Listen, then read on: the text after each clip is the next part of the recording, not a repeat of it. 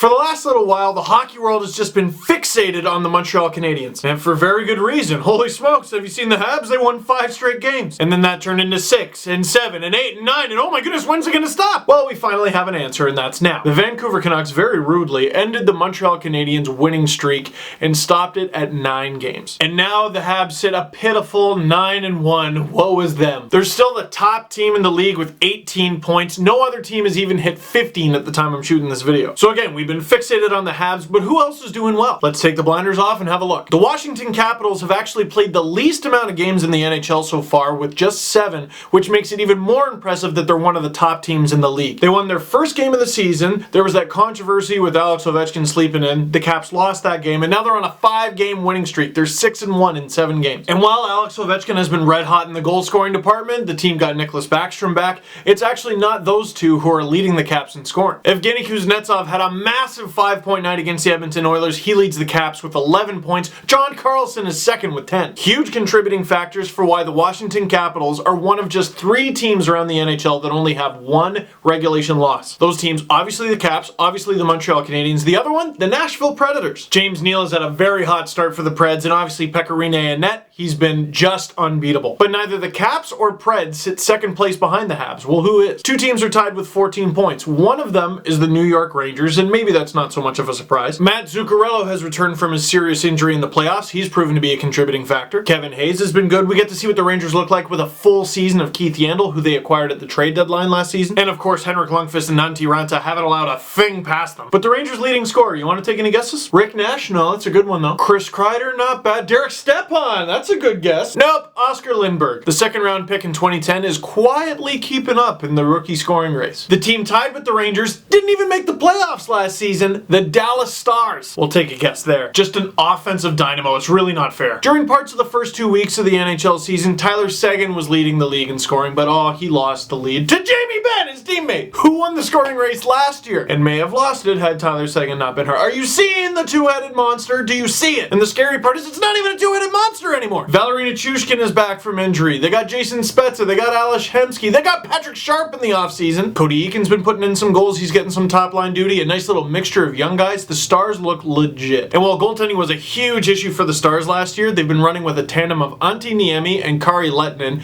They haven't been amazing, but they've been good enough. And with an offense like that, good enough is good enough. Now, those are all the teams I'm going to mention, and you might be like, well, why didn't you mention my team? My team is like 1 point behind there. All right, Isles, Blues, and Wild fans, calm down. Yeah, Chicago and Tampa, I see you. You expected to be here. Yeah, LA and Phoenix, I know. Oh, sorry, Arizona. I didn't expect you to be here, but yeah, you're here. The reason I'm not going to mention all the teams near the top of the league is because, well, everyone's kind of close to the top of the league. Okay, maybe not Toronto, Calgary, Anaheim, Columbus, but it's early in the season, and there's a lot of hockey to be played still. The teams below have a lot of time to make up space. And the teams up top, well, congratulations, but it's only October. Pat yourself on the back once you've won the cup. Not while you're holding it, though. That would be bad.